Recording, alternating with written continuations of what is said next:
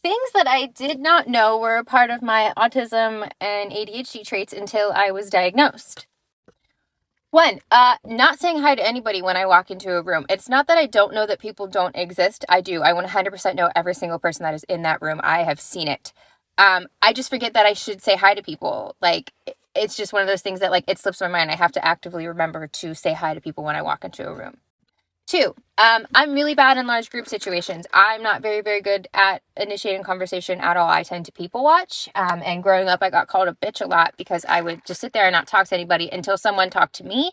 And then, like, my golden retriever energy would come out. Three, having a really high moral compass. Whenever I have started a new job, I have, like, walked in and almost immediately made waves where I'm like, that's stupid. That's dumb. Why is that happening? You know, like, and I have a really hard time letting any of that go. Like, if I really don't agree with something and, like, there's no real good reason that has been explained to me why something is the way that it is, I have a very, very hard time letting it go.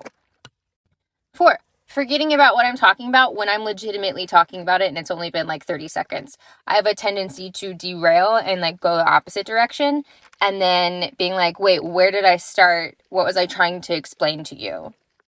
Five, I enjoy my own company a lot. I really like to be alone.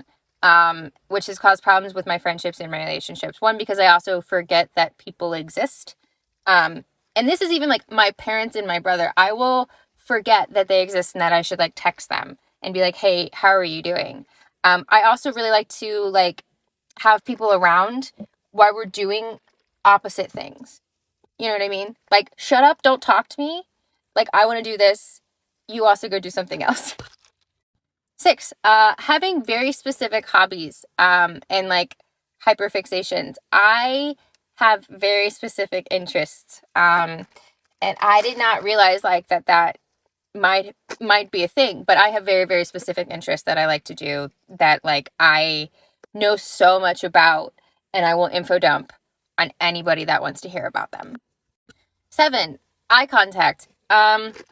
I, like, especially because I also bartend, I will walk up to people and hand them things and I won't make eye contact with them.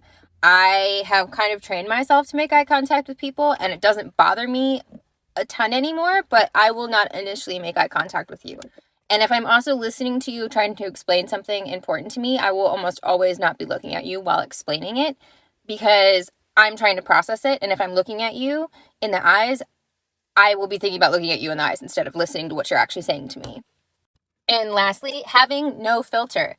I tend to forget that, like, my direct form of communication can be considered kind of harsh depending on who I am talking to.